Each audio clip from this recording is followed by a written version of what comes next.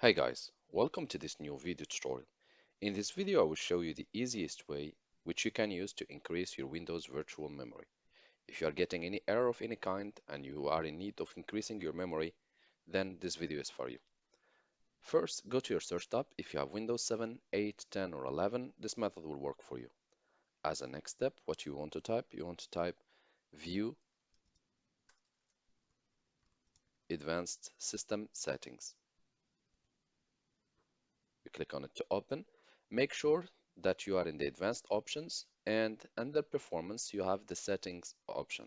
Click on it to open and here again click on advanced options. Here under virtual memory you want to click on change. You want to untick automatically and here you want to select customize size.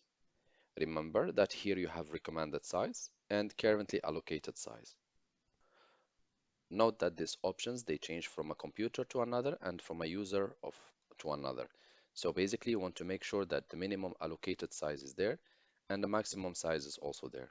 Enter your values and then click OK, and this will save for you the options. Next step, you will need to click apply and then again OK and then again apply and OK.